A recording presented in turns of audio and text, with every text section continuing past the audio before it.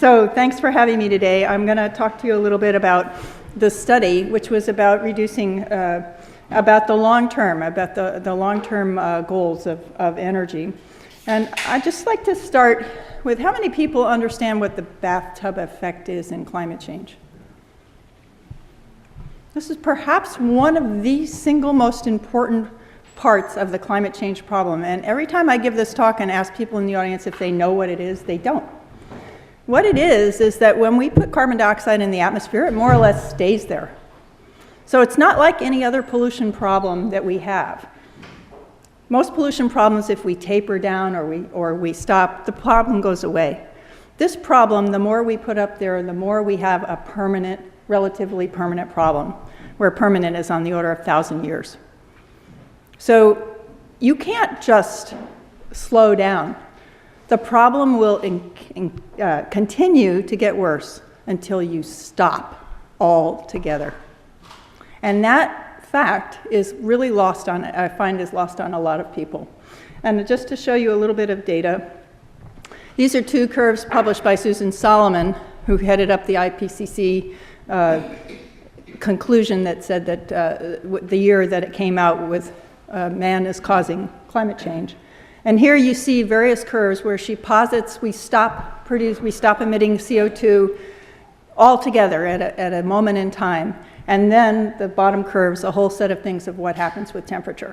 And basically, the problem sticks around for many, many centuries. So the only way to stop making the problem get worse is to stop emitting altogether. So that's one parameter of the study. Another is, on what scale should we try to look at this study? How many people think that the that the UN process for controlling climate change is working? Good, you all get A's.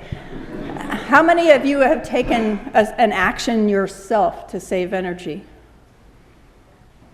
What do you think the impact of what you do is very, very small individually, even though you're completely able to walk. The cameraman raised his hand, just note that, please.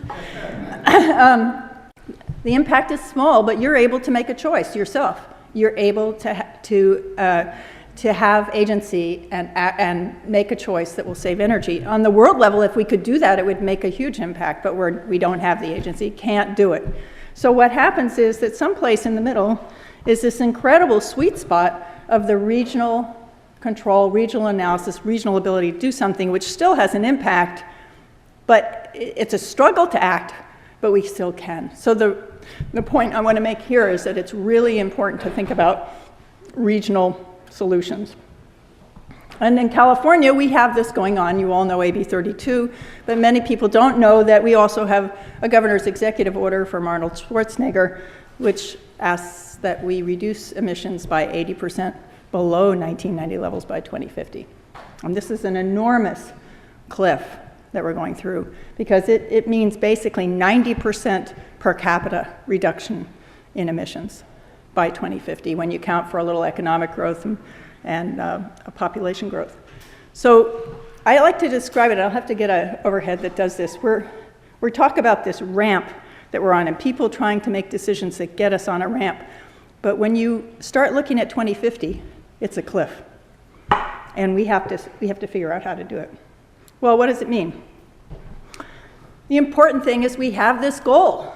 We have a goal that says reduce emissions pretty much entirely. I mean, you aim for zero and you miss by some, and maybe you make 80% below in 1990. But if you're not going to emit, it means you're not going to burn fossil fuel. I mean, that's just the way it is. And the only way you can burn it is if you somehow sequester the emissions. And so you got to find a way, you got to find an energy system that works for you without coal, without gas, and without oil. Or if you use them, you have to sequester the emissions. So how do we make decisions generally about energy? We generally make them in a triumvirate of interest groups. We are concerned about how much it costs. We're concerned about energy security. We're concerned about the environment. We're concerned about climate. And in this case, our goal has been again, by Governor Schwarzenegger to reduce emissions by 2050. And so what we say is that we should go to zero. The climate problem demands that we go to zero as fast as we possibly can. And the way in which we make decisions about energy demands that fast as possible is going to be around 2050, we hope. That zero is really about 80% below 1990, and we want to try to do this while keeping reliability. When you turn the switch, the lights go on, about what it is today. And then the last piece, because we really can't predict what things are going to cost in 2050, try to just at least rule out the choices that would be wildly expensive. So what does that imply? Well, I think our committee met for 2 years to come up with this little list. This is a 4-step process to count. How do you count? People like to count in a lot of different ways, but we wanted to count in a way that counted everything in the energy system and only counted it once. And that's actually pretty hard. I'll give you a couple of examples. Transportation people who like to work on transportation energy, they like to work on the vehicle miles traveled, the efficiency of the vehicle, and a fuel that's a low carbon fuel. Well, you know, the vehicle's mile traveled is not a technology issue, it's a behavior issue. This was, for us, a technology study. It's a valid point, but we didn't want to convolve behavior change with technology. We want to first see if we had the technology. And the fuel, the biofuel, well, you know, then the people who do electricity, they want to use it to have a low carbon fuel to balance load. Or somebody else wants to use it for recycling. And so the demands on biofuel will be multiple and varied. And we wanted to make sure that we could count them only once. So despite the fact that people in transportation energy were very unhappy with us, we wouldn't let them analyze or count biofuel. We counted everybody's needs for biofuel all at once. So that's what this accounting is. It's 4 steps to stop burning fossil fuel unless you sequester the emissions. And the first one is, obviously, you try to do the same amount of work with the least amount of energy. That's an efficiency measure. And then secondly, you try to shift all the energy needs over to electricity because it's easier to get decarbonized electricity than decarbonized mobile sources. And then that doesn't do any good at all. You know, a zero-emission electric car is not a zero-emission electric car if the electricity it's using is coming from a coal-fired plant. So you have to decarbonize electricity. And then you have to also take account of the fact that it's not just a capacity problem, there's a system integration problem and a reliability problem, and we have to deal with load balancing. And our study tried to look at load balancing a little bit explicitly as a possible source of emissions, so you've got to remove emissions from the load balancing part. And then finally, you probably still need fuel. And so we looked at the ways in which you could decarbonize our fuel supply. So let me walk you through a few of those. But just to preview, the short answer is, can you do it? Yes, you can do it, but it's really, really hard. You're going to see that to get about 60% of the way, we can use technology we more or less know about today, but that to get the rest of the way is going to require a lot of innovation. Can we envision how we could do it? Yes, but it's going to be very hard from a matter of will to apply the things we know about and a matter of innovation to develop the things we don't. So let me show you a little cartoon that shows this. Here you see our carbon footprint from energy, where the rectangle on the left would be fuels, and on the right is electricity, and the y-axis is carbon footprint of the electricity system. And then what we're going to do is squeeze it to make it efficient. We'll use less of each of fuel and electricity. And then we're going to shift it towards electricity. And then we're going to decarbonize the sources of energy that we have until we have a much smaller footprint. And this is actually scaled just about right. We're going to go to about 10% of our carbon footprint. So with that, we then looked at the technologies that were available to do these 4 steps. And we binned them into these 4 bins. It was either you could go out and buy it now at scale, or it was at least been demonstrated. And occasionally we had to dip into the 3rd bin, which is it's just in development. We did not dip into bin 4, which is a research concept. There's some wonderful things out there that could solve all our problems, but they won't be here by 2050. And again, getting to 0 by 2050 is pretty strong, or close to 0 is a pretty strong imperative from the climate perspective. So then we did a bottom-up study. We started looking at all these sectors and asking, where could we be more efficient? Where is it technically possible to get more efficient? Where is it technically possible to electrify? And I'll just give you a couple of examples of the data that comes out of this without going through extensively. There's data on the web at ccst.us. And if you look for the California's Energy Future Studies, you'll see a whole report on the efficiency and electrification in that group of reports that give you a lot more detail. But here you see that this report says it's technically possible to change every square foot of building in California. Every square foot. You can either retrofit it, or you can tear it down and build it over again, or you can build it from scratch. And if you do that, you will get energy savings. And I think the most remarkable thing about this graph is that about 2/3 of the energy savings are projected this is work done by LBL, to come from new construction, either stuff that's been torn down and rebuilt or new construction. And about 1/3 of the energy savings comes from retrofit. But I'm pretty sure that the vast majority of the cost of this comes from retrofit. And I think that's an interesting piece of data. I think that's worthy of more stronger look. On electrification, I think most people are pretty clear that transportation is going to be electrified, and this is just a plot from Davis, work by Chris Yang, looking at how the fleet might become over time increasingly electrified to the point where our average fuel economy would be 75 miles per gallon.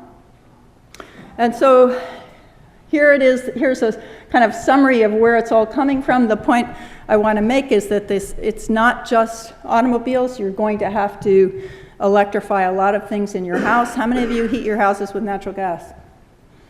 And how many of you cook with natural gas? So you're going to be all using electric if this goes through.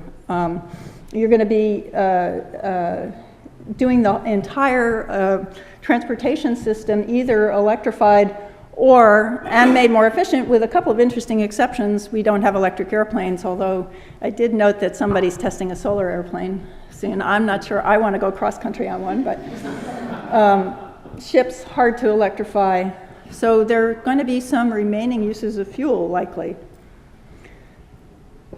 So the first big question I want to pose that comes out of this study is, where is the biggest bang for the buck in all of this? This is a massive change in what we're doing, and I don't think we think about where we can get the biggest hit.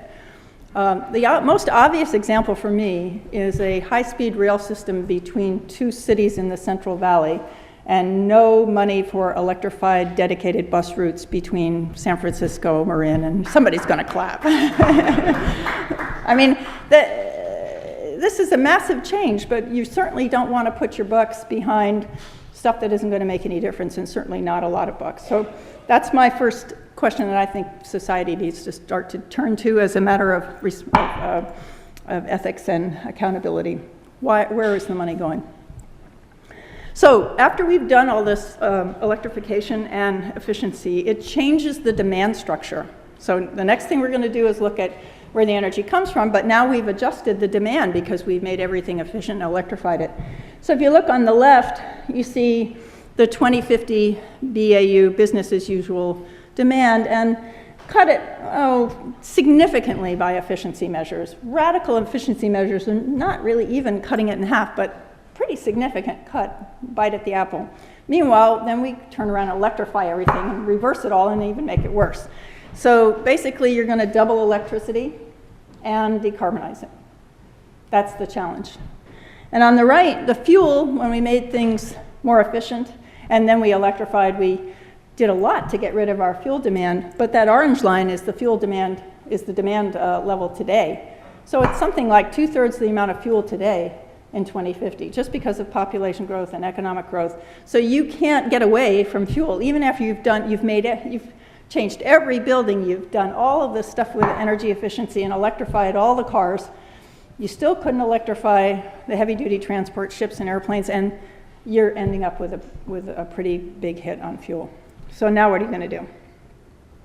Well, first thing you're going to do is work on electricity, and here's the challenge. It's just a little challenge. Take the whole electricity system we have today and double it and decarbonize it. No problem. So we looked at 3 different portfolios of electricity, and you can decarbonize electricity basically in 3 ways. You can use nuclear power. You can make fossil fuel generating plants, thermal plants, capture the carbon and sequester it underground, in other words, CCS it's called, where you take the carbon out of the flue gas and pump it underground where it hopefully stays for a long time. And then the third way, which is the way that the state is pretty much committed to, is the renewable energy challenge. So these are very different choices. And we have to think about these carefully, I think. So one thing is that we need roughly 50 gigawatts of new capacity in the state by 2050, according to this model. And as well, about another 33%, that would be only 2/3 of the energy, another 33% would come from renewable energy. Since that's the law, we never looked at a portfolio that didn't have at least 33% renewable. So if we have to build 50 gigawatts of new power beyond that 30%, we either build around 44 gigawatts of nuclear power, because nuclear power runs all the time, so you don't need as much. It runs mostly, 95%, capacity factors of around 95%. And I'll explain what a capacity factor is. So if you have a nameplate on a generating plant, so it's supposed to produce a gigawatt, it can produce a gigawatt of power, and it only runs 95% of the time, then its capacity factor is 95%. Well, in the case of fossil, it's not quite as good, but it's pretty good. When you get to the renewables, the capacity factors drop dramatically because the wind doesn't blow all the time and the sun doesn't blow. The sun doesn't shine, the sun doesn't blow. Yeah, so you have to build about 3 times as much to get the same amount of energy. And then there's the second problem, which is that you still have to have a way to make sure that demand equals supply at all times. So electricity is unique among the resource problems that we face, in that the supply of electricity has to match the demand at every instant. And so that problem of trying to make that happen when you can't control when you're going to get the power is the issue. So just to speak a little bit about the issues on the others, and I'm going to come back to the renewable problem. The nuclear power problem, we had a committee who looked at all the technical aspects of building out nuclear power, 50 gigawatts of nuclear power, and saw no technical obstacles in doing that. That's not to say there aren't obstacles. Well, one is that it's against the law in California to build new nuclear power until there's a solution to the nuclear waste problem. And I've been involved in that my entire career, so I think that's largely a political problem. And the other is that there are a lot of institutional issues. While we were writing this, right after we had published the report, the Fukushima accident happened. And I was very, very honored to meet the Japanese medical doctor, who headed the commission for the Japanese diet to examine the root causes of the Fukushima accident. And it's absolutely remarkable what came out of that report. He basically said this was a man-made accident. It didn't have to happen. It had to do with the way the institutions were constructed, the way there was a collusion between the operator and the regulator, and the way that choices were made. And nothing that happened there had to have happened. It was all a matter of institutional and cultural issues. And I think that characterizes the nuclear power problem. Technically, people know how to do pretty much anything that we need to do it, but it is an institutional issue. On the fossil side, there are 2 issues. One is that we know how to do all of the pieces of things that we would have to do to make electricity with a fossil fuel, capture the flue gas, capture the CO2, and put it underground. But we have not put together a plant that's integrated at a large scale and actually done it. We need demonstrations here very, very badly to make sure we get the kinks out of knowing how to do it. We know all the pieces, we don't know how to integrate it. Second problem is you don't get all the flue gas.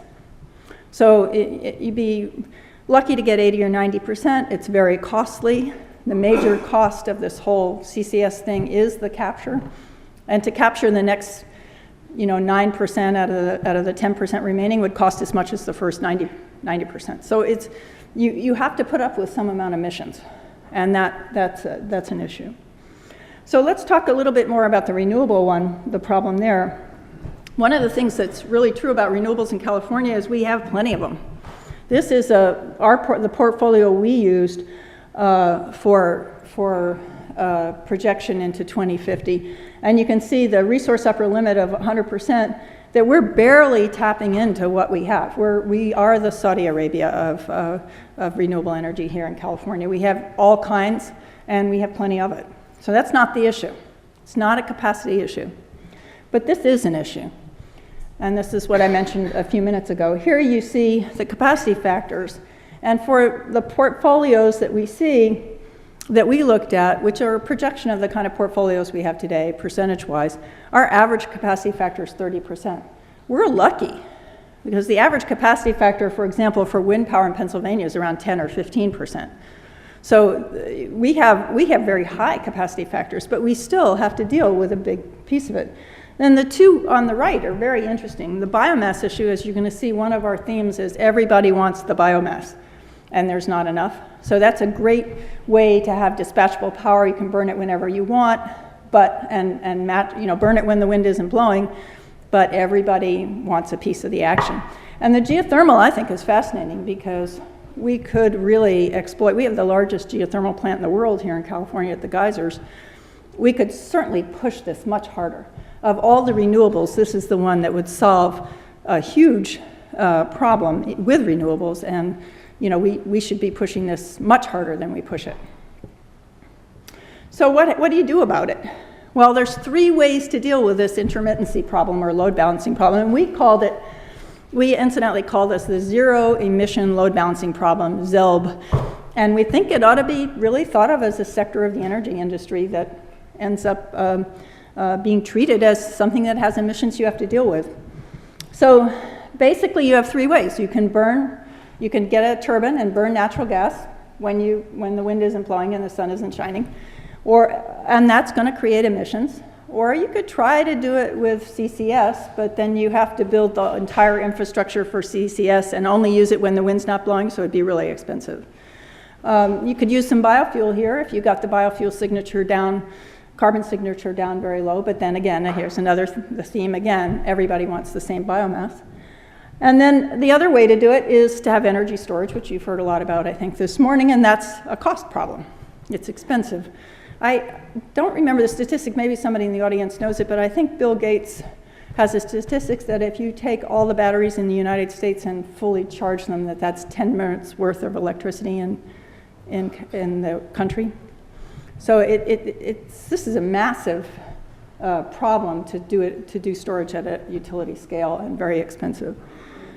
So we'll have to think about how we're going to solve that. And then the flexible load problem, which is all the things you were hearing a little bit on the last panel, where we try to noodle when the electricity is actually demanded to be when the electricity is actually being produced, and have people shut down when you don't have enough electricity, and manage that whole system and be able to grab the wind power from a place over here when it's not blowing over there, and the transmission required for that. These are incredibly going to be a very, very difficult transition, probably a bigger transition than, how many people here remember when Ma Bell owned your telephone? Yay, some old people here.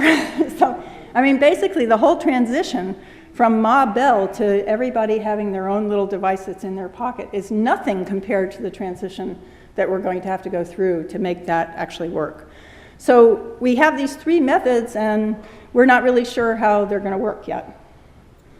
So we just said, oh, well, how big's the problem? And we said, let's say for these portfolios, and on the left you see a median one where we use about a third nuclear, a third CCS, and a third renewable. How big is the issue? And so on the left you see what happens if you are able to, actually those, the legend is reversed. The light blue is what happens if, how many emissions do you get if you firm all the power with natural gas? So every time the wind isn't blowing or you want to ramp or do anything else, you do it all with natural gas. And the bar on the right in each case is if you do it somehow with zero emission load balancing. We didn't say how, it doesn't really matter for this, just how much. And so what I want to point out to you is that for renewables, the size of that gap is pretty close to the size of the target for the whole energy system. So as you ramp these emissions down, what becomes important changes. And here, when you ramp this down to getting close to 80 or 90% cuts in emissions, the emissions that come from load balancing become a very large part of the problem. So what we learned here is it's a problem you have to solve. So what I'd like to point out is I think we have electricity choices, and those choices are pretty significant. We don't have nuclear power on the table in the state right now, and that has some impact. We don't, coal with CCS is not happening yet. There are companies that want to come in and try to make this happen. There are companies who want to do what's called CCUS. U stands for utilization, so carbon capture, utilization, and storage. And the utilization in this case is pumping CO2 into an oil reservoir in order to produce oil. But the CO2 more or less can stay there. And so we do sequester CO2 that way. And we could, in fact, CARB has declared that oil produced that way would be considered a low carbon fuel because it sequestered the CO2. And so that has to get started or we won't have that technology available. And that's an issue. And it's, it may get started, but it's pretty dicey. It's these are dedicated people who aren't just, who companies are coming in that's not just to make money. There are people who really believe that we need this technology, and they're willing to not make a lot of profit, but they can't make a business deal that makes no profit. And so we have to have a way of getting forward. And then on the renewable side, the question is when you buy the capacity goals, the RPS, or the governor wants so much distributed energy, do you also buy the other part of the problem, which is making sure that it all works? And so the equal effort on that part needs to take place, which leads me, well, I talked about that, so I won't do it. Leads me to the second big question, is how do you choose? I mean, what is the right way to go about thinking about the impacts of these technologies and which ones would actually do better? And there's other issues. It's not just how hard they are, but how long they would take. It could be, for example, that a long-term, century-long goal of having 100% renewable energy is a fantastic goal, but it might not get you to 2050, it might not be done by 2050, and that's a problem. And so maybe you want to think about what the impact of taking things off the table is. Finally, I'd just like to say, I think the defining differences are not going to be capacity. I want to emphasize this again. We can get the capacity any way, any of these three methods. The issues are going to be integration and institutional and reliability and how much transmission we have to build. These are the things we need to focus on. So that's the second big question. Finally, we were left with that fuel problem. Remember, we electrified everything out the kazoo and made everything really efficient. And in the end, we still needed 27 billion gallons of gasoline equivalent in 2050. And so we looked at all the biomass, and I'll just show you a little analysis of that. Here's all the kinds of biomass you might use that wouldn't have necessarily an impact on agriculture. So there's all waste materials and crops grown on marginal lands without irrigation, without fertilizer. And so you can use them in all different ways. This is just a flow chart of showing all the different ways you could funnel those biomass products. And what's not in there is, for example, the MSW, municipal solid waste. If we actually try to do that, there's a significant contingent in the state who will say, no, you can't have that that waste, that's my resource. I use it for recycling. So there'll be a huge amount of tension that has a history in environmentalists not wanting waste to be incinerated, that will come back to haunt us, and has come back to haunt us in this. So there's actually been companies come in and say, we want to be counted under the renewable energy standards to gasify municipal waste, and so we want to qualify, and then politically they're countered by people who say, no, that's not right, this should be recycled. So there's a need to look at that. So we figured we could get about 3 to 10 billion gallons of gasoline equivalent per year out of that stock of biomass, and I want to point out that that is a upgrade from what CEC thinks. It's much more than what CEC thought we could get. But it turns out that about 2 billion gallons of that, or 3 gigawatts, really is not suitable. It's not economic to make it into fuel. So that'll go directly to electricity. And then, well, we had some rules about importing. We said in our study, you can't import more than your fair share. You have to assume that everybody else is doing what you're doing. Well, we're 10% of the country, so maybe we could import some, and maybe Brazil will ship some out. People in Brazil in the biofuel industry that I know tell me that they're not going to be exporting. They're going to use it themselves. But let's just, for the sake of argument, see what it is. And that's, roughly 13 billion gallons, or about half of what we needed, and we were pretty optimistic. So I think the chances of us having enough biomass to meet all of our biofuel demands in energy are pretty low, and that's a significant problem. So the third big question, how do you fill the fuel gap? And there are two parts to that. The biofuel has all this potential, but we're not really on a path to actually even get that biofuel very well. The biofuel companies are not gearing up that way. And secondly, what happens to the rest of it? And that's the largest innovation problem that we face. Where is the fuel going to come from? So basically, just to review where we got to on this, this is the way we're going to go if we don't do anything.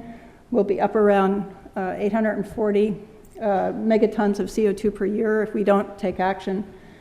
If we only did one of these things, you constantly hear things like, well, we'll just do it with efficiency and change and electrification, that's all we need. Well, we actually asked people to look at that, and there was no single action. Even when we sent these things to absolute stress test, there was no single strategy that would get us anywhere near the target.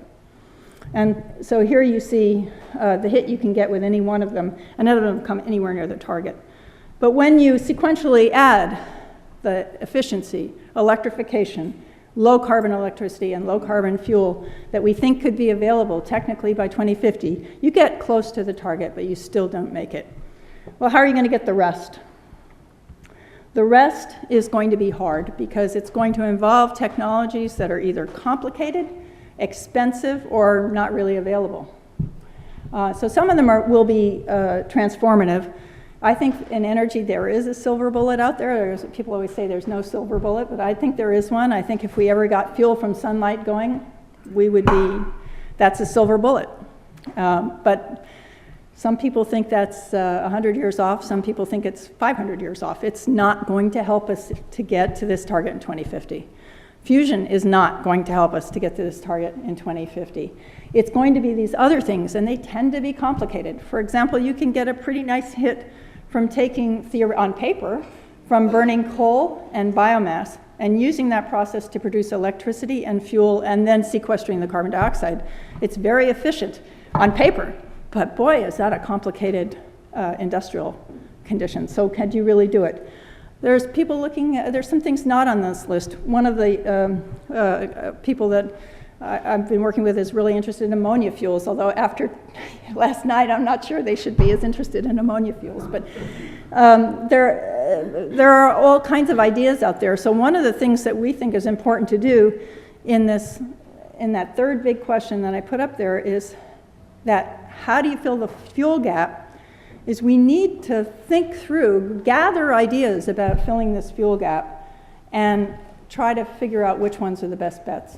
And I think that's a project we'd like to do. And just to show you that you could get there, by adding multiple of these very complicated things together, you could not only get to the target, but you could get below 0. And that would be a really nice thing. But this is probably as much effort, so the last 20% will be as much effort as the first 60%, as a rule of nature. So just to take away the 60%, it's really hard, but we know how to do it. It's a will problem. The 80% is an innovation problem. And I just want to reiterate some of the issues about regional planning, because I think you have to remember what it is that will make this work. One is having a goal.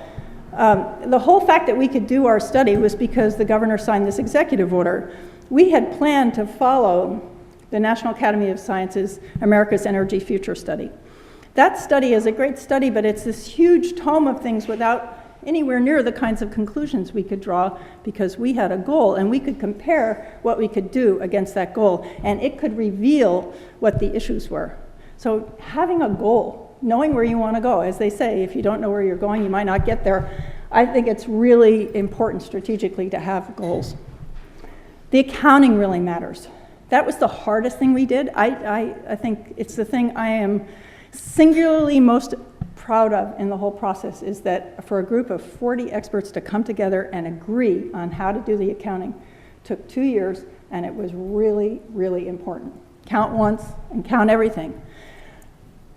You've got to think about the boundaries, especially as we add up these regional plans. They will not come out to a net gain if you, like San Francisco, claim to reduce your emissions by 20%, and the way you do it is decide not to sell a Hetch Hetchy reservoir power to anybody else and just use it for yourself because it's emission-free. Then everybody else just puts gas-fired plants on and you gain nothing. So don't leak. And don't take more than your share. Everybody has to do this. And the final thing is, it's really important to think about what the right questions are. We don't know the answers to those 3 questions that I gave you, but I'm pretty sure that those are 3 important questions. And that focus is really important. Thanks.